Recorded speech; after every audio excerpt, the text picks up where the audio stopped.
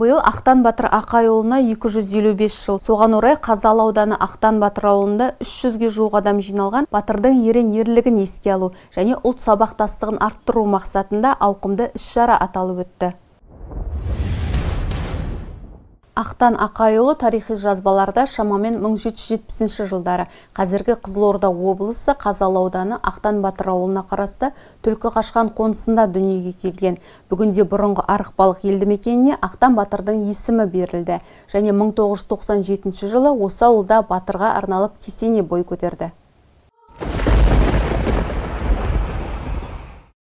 Мерейтойлық шаралар Ақтан Батыр ауылындағы ауылдық клубта Ақ бұлтты Ақтан Батыр атты ғылыми танымдық конференциямен бастау алды. Конференцияны аудан әкімінің орынбасары Дәурен Тілеумбетов сөз сөйлеп, жиналған жұртшылықты құттықтау сөзімен бастады. Шара барысында жергілікті тарихшылар мен ақындар батырдың өмірі мен ерлігін еске алып, өлең жырларынан сыр шертті.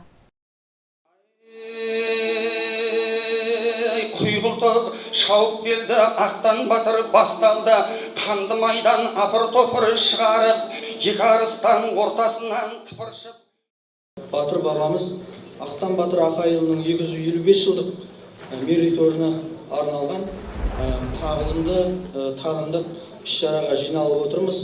Қазақта ел үшін туады, ел үшін өледі деген даналық сөз бар. Ел намысы, ер намысы деп жаудың қаһарлы қан ордасына жалғыз барғаны, ел үшін жанын шүберекке түйгені бүгінгі ұрпаққа үлгі, тағылымы, өнеге. Батыр туса ел ірісі, жаңбыр жауса жер ірісі дейді дана халқымыз. Бүгінгі ұрпақ үшін Ақтан Батыр тек ерлік иесі ғана емес, елдік пен бірліктің символы. Осындай бабаларымыздың арқасында бүгін біз азат ел болып, тәуелсіз мемлекеттің төрінде отырмыз. Тағылымды дүниелер алдағы уақытта көп болсын деп тілеймін. Баршаңызды Ақтан Батырдың 250 жылдық мерейтойымен шын жүректен құттықтаймын. Әр шаңыраққа амандық, елімізге тыныштық, халқымызға береке бірлік тілеймін. Елі барда ері ешқашан ұмытылмайды. Өйткені өздеріңізде бардай халық, ел барда осы батыр бабамыздың ерлік істері әлде жаңғырап береді. Береке құтты болсын. Бұл шараға таяу шетел Өзбекстан, Моңғолия сынды елдерден және Қазақстанның өзге де қалаларынан арнайы келген батырдың ұрпақтары ұйымдастырушыларға алғыстарын білдірді. Осы Ақтан Батыр бабамыздың асына арнайы шақыртумен Ақтөбе қаласынан делегация болып келіп отырмыз. Білектің күшімен, найзаның ұшымен сыртқы жаудан қорғап тастап кеткен олардың еңбегі ұмытылмау керек деп ойлаймын. Ақтан Батыр бабамыздың да ерлігі, еңбегі Қазақстан тарихына алтын әріптермен жазылуы тиіс деп ойлаймын. Ақтан бабаның, Жанғожа бабаның әруақтары жар болып, қорғап, қолдап жүрсін. Отбасыларыңда береке, бірлік болсын. Алла талаптарыңды оң қылсын, несібелерің мол болсын. Ауыл тұрғындарының айтуынша, мұндай асты өткізу ұрпақтың тарихқа деген құрметін, бабамыздың ерлігін дәріптеу және рухани сабақтастықтың бір көрінісі. Шара барысында Құран бағышталып ас берілді және ақындар мүшәйрасы ұлттық спорт түрлерімен жалғасты. 19 ғасырда сыр бойы қазақтарының Хиуа, Қоқан хандықтарының езгісіне және Ресей отаршыларына қарсы күрескен ұлт азаттық көтерілісінің басшысы Жанқожа Нұрмұхаммедұлы Ақтан Ақайұлының қарулас серігі болған. Олардың жанқиярлық батырлығы үшін халық қазақтың қайсар батырларының бірі деп біледі. Шара барысында халық батырының тарихынан сахналық көрініс қойылып, жиналған жұрт өнерпаздардың қатысуымен өткен батырлар биін тамашалады. Сонымен қатар аудан әкімінің міндетін атқарушы Жалғас Сүйеубаев жиналған жұртты мерейтоймен құттықтап, ұйымдастырушыларды марапаттады.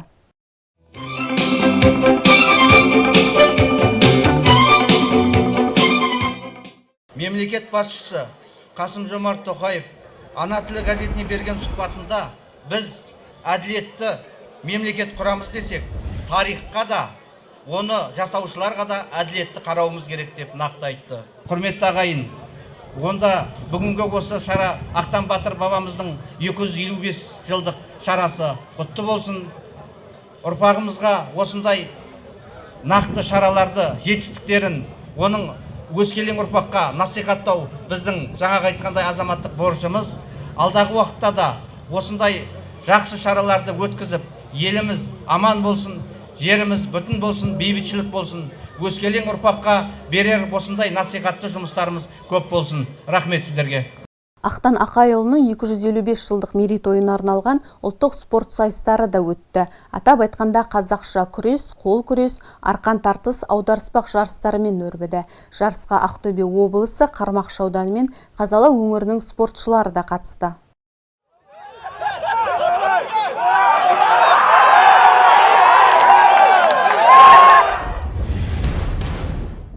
Тарихи танымдық шара ауылдың мәдениет демалыс кешенінде аудандық өнерпаздардың қатысуымен өткен кешкі гала-концертпен жалғасты. Ауыл ардагерлері мен жас буындары осындай тәрбиелік мәні зор шаралар жастардың елге деген сүйіспеншілігін арттыратынын атап өтіп, жылы лебіздерін білдірді.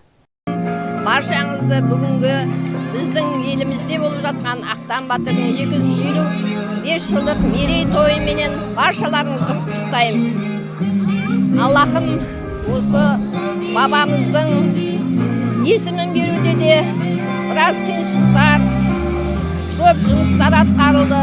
Сол бір қиын кездерде Жанқожа Батыр ауылының ақсақалы, Көлімбет ақсақалдың көп еңбектері сіңген, көп жұмыстар жасалған. Сондай жан-жақты жұмыстың арқасында Ақтан Батыр атағы осы Көларық елді мекеніне беріліп, бүгінгі күні сол ұлан асыр тойдың басты себепкері болып отырған, сол кезде қызмет жасаған барша азаматтарға шын жүрегімнен алғысымды айтамын. Егер біздің бабамыздың аты ауылымызға бермегенде, ол дүбірлі той біздің елімізде өтпеген болар еді. Бүгін Ақтан Батыр ауылында халық батыры Жанқожа Нұрмұхамедұлының жорықтас серігі Ақтан Ақайұлының 225 жылдық мерейтойы аясында 3 күндік ас ұйымдастырылып отыр. Бұл алыс жақыннан жиналған осы Ақтан Батыр аталығынан, Қаракесек аталығынан шыққан ағайындар және осы Ақтан Батыр ауылы және осы көршілес жатқан ауылдардың қолдауымен өтіп жатқан ас. Дәл осыдан 30 жыл бұрында 97 жылы халықтың күшімен Ақтан Батырдың кесенесі салынған, Ақтөбедегі мазарынан барып топырақ әкелінген сондай үлкен ас болған. Сол 97 жылдан кейінгі ең үлкен деңгейде өтіп жатқан ас. Бұл ас арқылы өскелең ұрпаққа батыр бабаларды насихаттау, елдікті, тәуелсіздікті насихаттау мақсатында өтіп жатыр. Елдің тойы, бабаның асы барлығы құтты болсын, ел аман, жұрт тыныш болсын. Кеш соңында арнайы отшашу тамашаланып, ауыл тұрғындарына мерекелік көңіл күй сыйлады.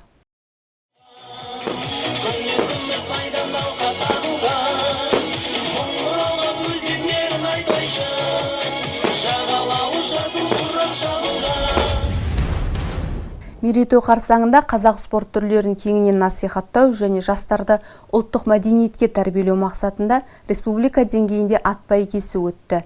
Жарыстың өтуіне Қазалы ауданының әкімдігі, Қазалы аудандық дене тәрбиесі, спорт туризм бөлімі және Қазалы аудандық аламан бәйге бірлестігі жүзеге асырды. Ат спорты бағдарламасы аламан, ошақ, құнан, тай бәйгеден құралған. Дода барысында ел ағалары мен ардагерлер атбегілерге ақ батасын беріп, жарысқа сәттілік тіледі. Бірнеше күннен бері мінекей осы Қазалы жұртшылығымен қайта табыстық. Жан-жаққа қарға тамырлы қазақ дейді ғой, жан-жаққа тарап кеткен бүкіл иісі Қаракесек ұрпақтары осында. Сондықтан енді осы асты ұйымдастырған Қазалы жұртшылығына, әкімшілігіне, осы жердің атқамінер азаматтарының бәріне алғысымды айтамын. Міне 3-ші күнде куә болып отырмыз. Үлкен ат бәйгесі, аламан бәйге, тоқ бәйге, ошақ бәйге көріп отырмыз. Бұл ата бабамыздан қалған үлкен қасиетті тәрбие сабақтастығы мінекей жалғастырып келе жатырмыз.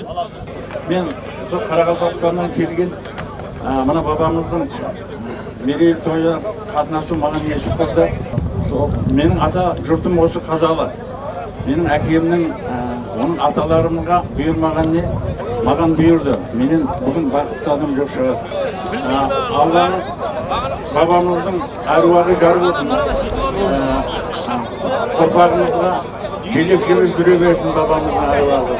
Барлық ұлтты бастарынан той арылмасын. Барлық тойда қатынасайық.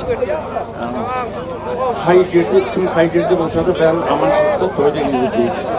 Алғашқы сайыс тай жарысы 6 шақырымдық қашықтықта 32 жүйрік қатысты. Дүбірлі додада бәйгесі топ жарған шабандоз Жамбыл облысынан келген Ыбырай Әлімхан Зымыран атты торы тайымен еншіледі. Мен жасым 12-де, Жамбыл облысы Тұрар Рысқұлов ауданы Көгершін ауылынан мен тізгіндеген арғымақтың аты Зымыран. Ол Құмарғы ауылынан. Ол осы бәйге дайындалғанымызға көптеген уақыттар болды. Кемі 5 ай, 6 ай болды. Осы жарысты күтіп келгенімізге біраз болды. Бұл атты енді өзім сезіп, біліп жүргеннен кейін, бүгінгі бәйгеде өз шыдамды таза мықтырақ болып келді. Бұл бәйгеде ерекше болды. Мен атын бір келетіне анық көзім жетті да сезімтал болып, атымды барынша алдыға ұмтылдырдым. Бұл аттың егесі Нәлібаев Дәурен. Сонан соң құнан бәйге ұйымдастырылып, 12 шақырымдық 4 айналымда 18 құнан бақ сынады. Бұл додада Жамбыл облысынан келген Мирас тізгіндеген Лафиса жүйрігі бірінші келді. Ал Ошақ бәйгеде 21 шақырымға созылған 7 айналымда 16 тұлпар бақ сынасты. Жеңімпазы Қазалы ауданының намысын қорғаған Нұрым Шабандоздың Бақтор атты тұлпары. Соңғы Аламан бәйгеге 24 шақырымдық 8 айналымға 17 тұлпар қосылып, Алматы облысының Амир атты Шабандозы мажор жүйрігімен бірінші орынды жеңіп алды. Жүлделі орынға ие болған жеңімпаздар тиісті дәрежедегі ұйымдастыру комиссиясының дипломдарымен және демеушілердің бағалы сыйлықтарымен марапатталды. Мирас Арал Ақтан Батырдың 255 жылдығы өз дәрежесінде өтіп жатыр. Қаншама ақпараттың құралдары сіздер ғой, ел халыққа тарататын тарихи тұлға ретінде қанша қазақтың батырлары бар. Келешек жалғыз осы мына кіші жүзден шыққан Жанқожа Ақтан емес. Біздің ұлы жүзінде, орта жүзінде батырларымыз бар. Ұлықталмай жатқан батырларымыз бар. Осылардың бәрін тарихқа енгізу біздің арманымыз, неміз, бәріміз шығып жатыр. Райбек батыр шықты, аяқта жаңағы неде Қызылорда жағында Бұқарбай батырлар, Кенесарыда барлығы ел халық енді өзін-өзі танып жатырмыз. Осы біздің арманымыз кейінгі ұрпақтарға осыны насихаттау, ел халыққа осыны таныстыру, тарихқа енгізу. Біздің қазақтан қандай батырлар шықты, қандай билер шықты. Кімге 300-ге осы билік айтқан 3 биіміз де бар, енді тарихта тұрған ғой. Осылардың айтқан сөздері әлі біз осы жадымызда тұр, бірақ сол тарихқа соны айтқан ауызбіршілікке, ел халықтың жаңағы ауызбіршілігін ойлайтын сол сөздерін айта алмай жүрміз. Аузымызды жапқан шығар. Осындай енді ол белгілі ғой, оны айтудың керегі жоқ.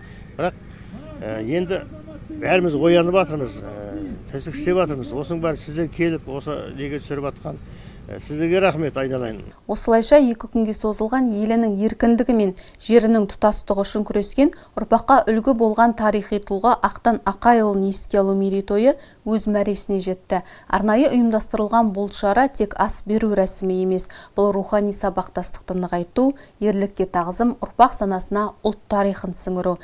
Назым Қараева, Ақжол Нұрғали, Серік ТВ телеарнасы.